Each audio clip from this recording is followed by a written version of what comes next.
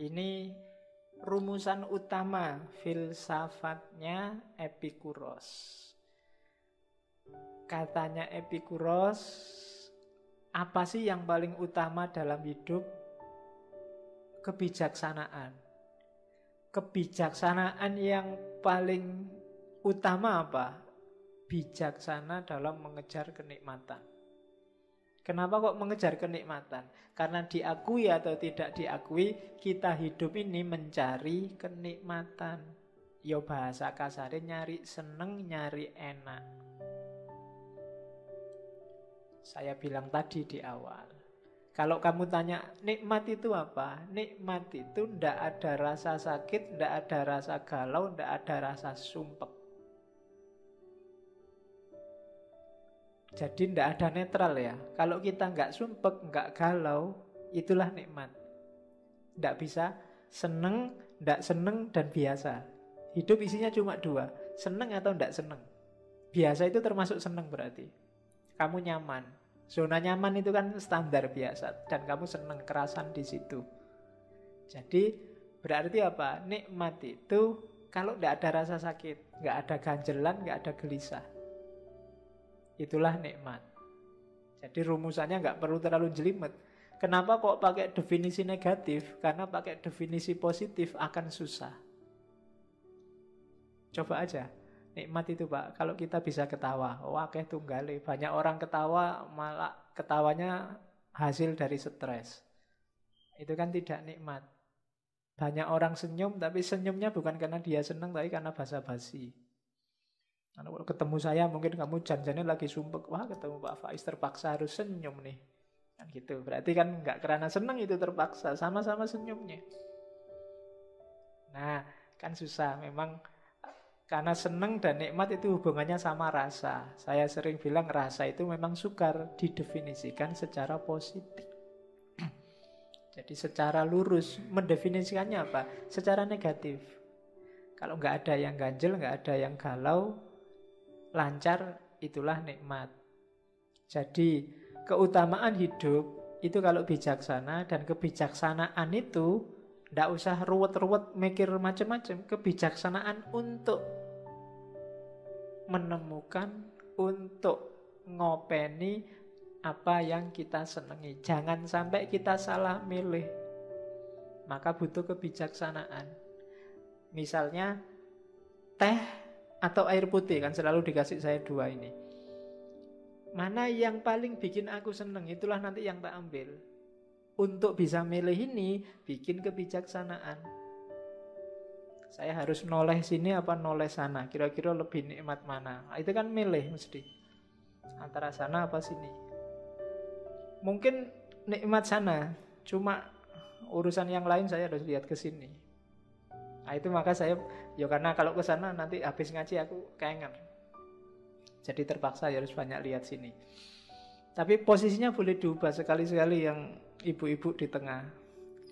Yang laki-laki mbok ngalah gitu loh, kamu ke sana. Yang perempuan biar di sini. Oke, biar ngajinya lebih panjang. Oke, terus. Nah, kalau ada yang tanya, apa ndak rendah Pak hidup kok cuma nyari seneng? Ndak. Kenapa? Karena itu fitrah. Kamu ndak bisa nyalai fitrah. Orang hidup itu, ya Allah itu kan nyuruh kita ke muka bumi kan nggak terus dikai tugas, terus PR, terus kan ndak. Kita disuruh seneng. Bahkan PR dari Allah itu biar kita seneng. Jangan dikira kamu disuruh sholat, disuruh zakat, disuruh haji itu terus biar kamu sumpek, enggak. Maka enggak boleh mengeluh Allah ini bikin sumpek aja. Itu sebenarnya biar kamu seneng. Itu kan rumus-rumus yang kamu belum nangkep mungkin. Ada rahasianya untuk bikin kamu seneng. Jadi fitrah.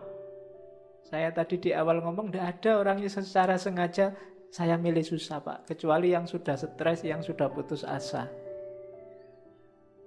Oke. Loh Pak, orang jatuh cinta kemarin kan ada Pak yang milih susah. Enggak. Orang jatuh cinta kamu anggap susah, itu kan kamu yang lihat. Yang ngalami merasa seneng. Kayak ibu sama anaknya. Ibu ini ketoknya soro banget, kasihan ya, pagi-pagi bangun, oh, sembarang kali diurusi. Tapi dia bahagia dengan itu, senang dengan itu. Ya kayak ibumu kalau main ke kos-kosanmu itu loh. Kamu pinginnya kan sudah lah bu, tidur aja nggak usah. Tapi ibumu kan nggak mau, dia nyapu-nyapu lah, bersih-bersih lah. Lah dia senang dengan itu, dia nggak menderita dengan itu. Dia senang.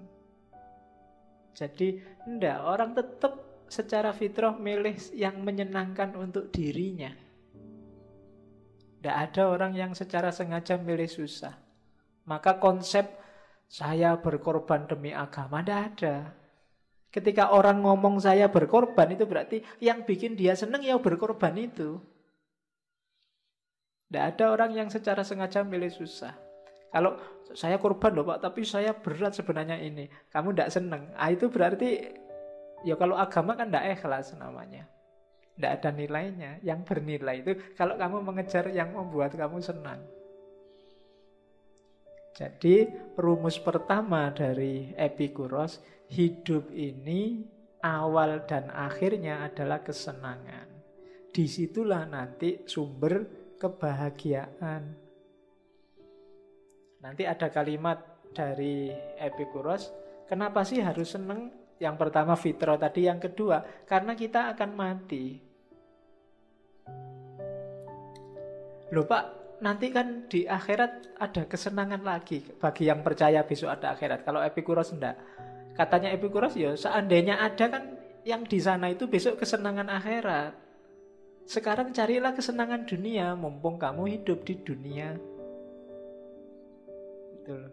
Loh Pak, besok di akhirat bisa toh Pak senang-senang kayak di dunia? Enggak bisa, alamnya beda. Kan ada hadisnya, mala ainun ro'at wala udhunun sami'at. Berarti nggak kayak sekarang. Jangan mau ketipu. Berarti senangnya akhirat besok, bukan senangnya dunia pasti. Wong mala ainun ro'at wala udhunun sami'at kok.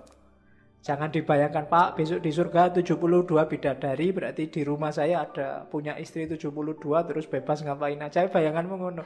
Itu kesenangan dunia itu, bukan kesenangan akhirat. Kalau akhirat, tidak terbayangkan. Wong kamu belum ngerti. Mungkin kalau dianalogikan kayak dulu waktu kamu di kandungan ibumu, yang bikin kamu senang kan beda dengan di dunia sekarang ini. Kebahagiaanmu waktu di kandungan dengan sekarang hidup di alam dunia ini mungkin beda. Akhirat mungkin analoginya juga begitu. Kamu melihat, wah bayi itu ya mau ya makan cuma hasil cernaan ibunya, menjijikkan sekali. Jadi kamu sekarang di dunia. Besok di akhirat mungkin gitu, begitu lihat dunia. Alah-alah orang dunia itu loh kok mau-maunya gitu. Bisa jadi begitu. Cuma memang jenis kesenangannya beda-beda. Maka katanya Epikuros, nikmati aja hidupmu di dunia sekarang. Kamu hidup sekali kok. Jadi kenapa sih Pak kok cari nikmat? Karena besok kita mati. Dan gak kembali lagi. Kecuali yang mati terus gak jadi. Ya kan ada orang yang mati suri terus gak jadi kembali lagi. Oke. Jadi karena besok kita mati, maka nikmatilah hidup di dunia ini. Yang nanti meskipun nikmat ada rumusnya, jangan sembarangan. Terus kenapa sih disebut fitrah? Ya karena memang fitrahnya manusia itu nyari seneng. Seneng itu diakui atau tidak tujuan hidup kita. Kalau sudah seneng kita bahagia. Kalau kita sudah bahagia, rasanya kan kita hidupnya sudah lengkap. Kita merasa memiliki segalanya. Padahal mungkin enggak. Orang bahagia itu kan begitu.